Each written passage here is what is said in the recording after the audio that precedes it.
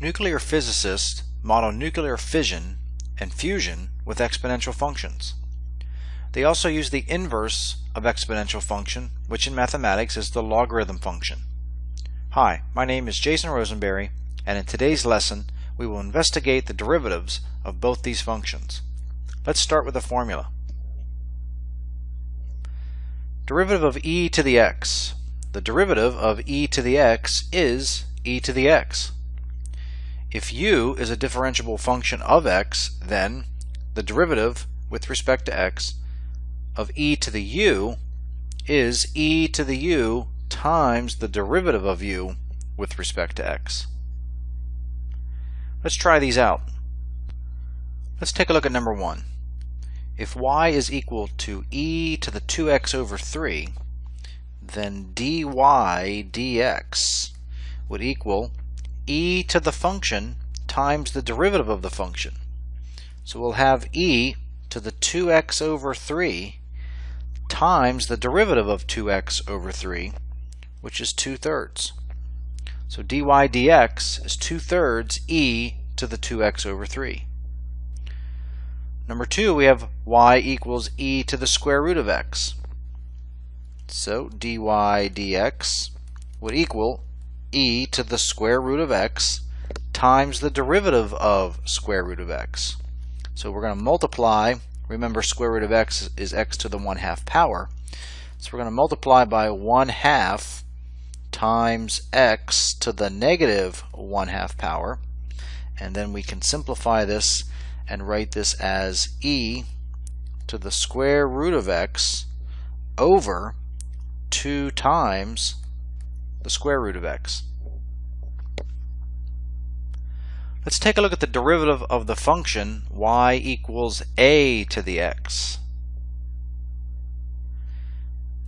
Derivative of y equals a to the u. For a greater than 0 and a not equaling 1, the derivative with respect to x of a to the u is a to the u times the natural log of a times the derivative of u with respect to x. Let's work an example. Find dy dx for y equals 3 to the cosecant x. So here we go. Let's find dy dx.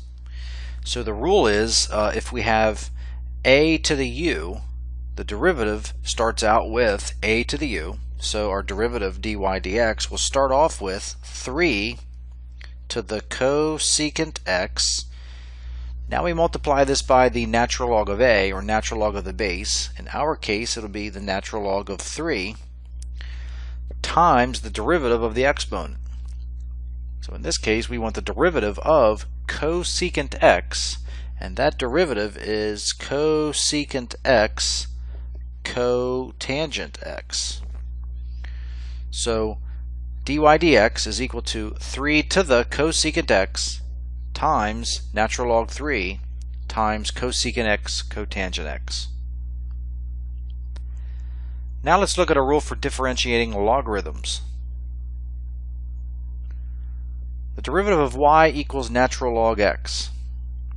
If u is a differentiable function of x and u is positive, then the derivative of natural log u with respect to x is 1 over u times the derivative of u with respect to x.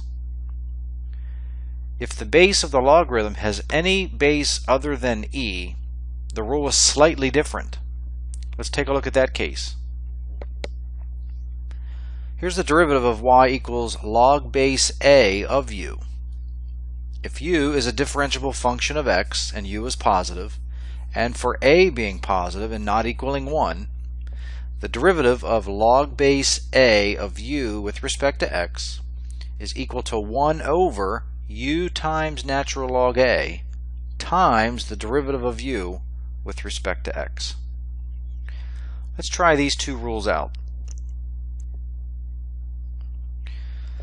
Find dy dx for the following. Number 1, we have y equals the natural log of x squared. Number 2, we have y equals the natural log of x. On number 3, we have y equals log base 2 of 1 over x. Let's start with number 1. Y equals natural log of x squared. So dy dx would equal 1 over u, 1 over x squared, times the derivative of u. The derivative of the function x squared is 2x.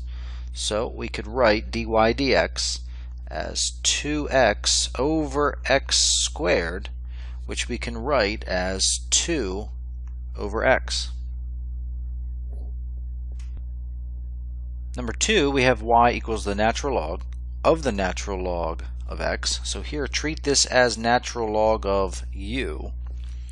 So dy dx would equal 1 over u, so that's 1 over natural log x, times the derivative of u with respect to x, and the derivative of natural log x is 1 over x. So we could multiply these fractions together and write it as 1 over x times the natural log x. Number 3, we have y equals log base 2 of 1 over x. So treat the 1 over x as u and base 2 as being the a value. So to find dy dx, the formula is 1 over u times natural log a.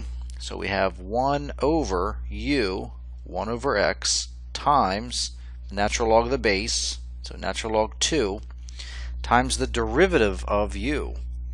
And the derivative of 1 over x would be negative 1 over x squared. So now we can simplify, combine this all together, and we get negative 1 over x times the natural log of 2. And here again, x would have to be positive, x greater than 0. Let's finish with one other technique for differentiating called logarithmic differentiation. This technique is useful when the function needing differentiating has a variable base and a variable exponent. In this situation, take the logarithm of both sides, apply any log properties, then differentiate implicitly. For example, use the technique of logarithmic differentiation to find dy dx. We're given y equals sine x to the x power, and we're told that x takes on the values in quadrant 1 from 0 to pi over 2.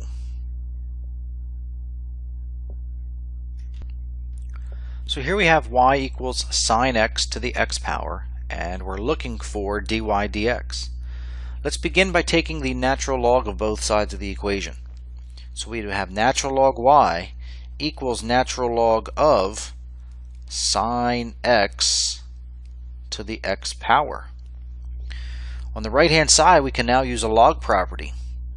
We have natural log y is equal to x times the natural log of sine x. We'll now use implicit differentiation. We'll differentiate both sides with respect to x. On the left hand side, the derivative of natural log y with respect to x would be 1 over y times dy dx. Over on the right hand side, we have x times natural log sine x.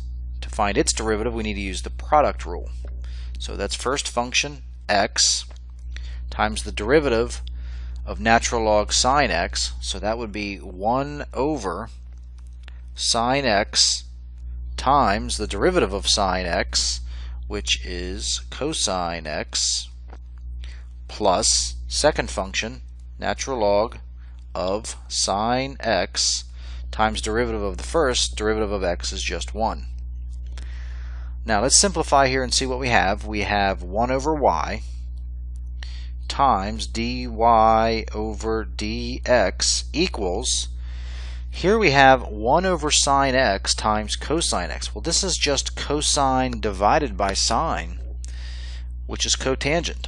So here we have x cotangent x plus natural log of sine x. And again, we want to solve this equation for dy dx. So let's multiply both sides of this equation by y. Multiplying both sides of the equation by y gives us dy dx equals y times the quantity x cotan x plus natural log of sine x. And then we have one final step. The original problem was that y is equal to sine x to the x power. So we can substitute that expression in for this y. So we get dy dx is equal to sine x to the x power times x cotangent x plus natural log of sine x. Now it is time for you to try a problem. Use the technique of logarithmic differentiation to find dy dx, given that y is equal to x raised to the natural log of x. Pause the video while you work on this problem. When you are finished, restart the video to check your solution. So here's our equation, y equals x to the natural log x, and we're going to find dy dx. So let's start using a logarithmic differentiation, which means we need to take the natural log of both sides of the equation. So we have natural log y equals natural log of x to the natural log x. Now using our log properties on the right hand side, we get natural log y is equal to natural log x times natural log x. Now we'll take the derivative of both sides of this equation with respect to x using implicit differentiation. So dy dx natural log y on the left hand side, we would get 1 over y times dy dx, and over here on the right hand side we have a product, so we use the product rule. So it'll be first function natural log x times 1 over x plus 1 over x times natural log x. So again, it's first times derivative of the second. Derivative of natural log x is 1 over x plus second function times derivative of the first function. So what we currently have, we have 1 over y times dy dx is equal to, here we can treat this as natural log x over x. Here's another natural log x over x. So we have 2 natural log x over x. Now let's go ahead and multiply both sides of this equation by y. Multiplying both sides of the equation by y gives us dy dx equals 2y times natural log x over x. And then we have one more step. We'll substitute x to the natural log x power in for y. So we get dy dx is equal to 2 times x to the natural log x times natural log x all over x. In this lesson we explored the derivatives of the exponential and logarithmic functions. Be sure to work the exercises that your teacher assigns, and we'll see you next time.